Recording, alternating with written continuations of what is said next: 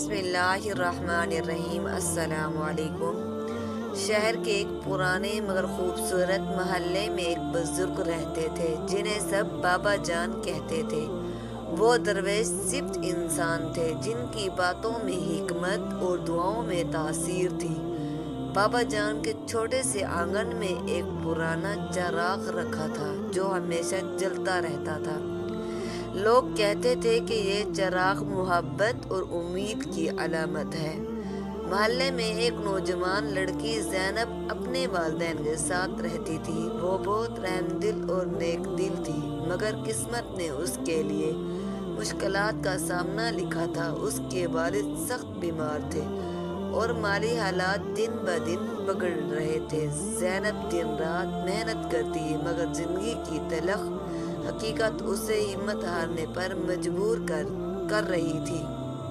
एक दिन ज़ैनब अपने बाबा जान के पास गई और कहा, बाबा जान, मैं बहुत थक चुकी हूँ। जिंदगी हर मोड़ पर मेरे लिए एक नई आजमाइश लेकर आती है। क्या उम्मीद रखना अब भी ज़रूरी है? बाबा जान मुस्कुराए, चिराग के करीब गए और कहा, बेटी, ये चिराग देख रही हो, ये बरसों से जल रहा है।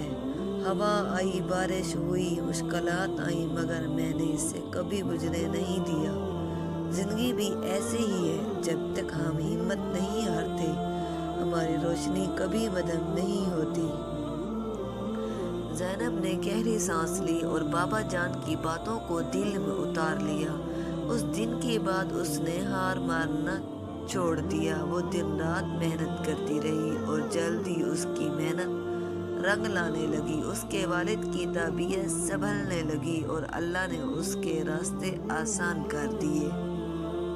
चंद साल बाद ज़ैनब एक कामयाब कारोबारी खातून बन चुकी थी। एक दिन जब वो बाबा जान के पास गई तो चिराग अब भी चल रहा था। वो मुस्कुरा कर बोली, बाबा जान, मैंने अपना चिराग जलाना सीख लिया है। सबक: जिंदगी मुश्किलात से भरी होती है, मगर उम्मीद का चिराग कभी बुझने ना दें, क्योंकि रोशनी हमेशा अंधेरे को शख्स दे देती है।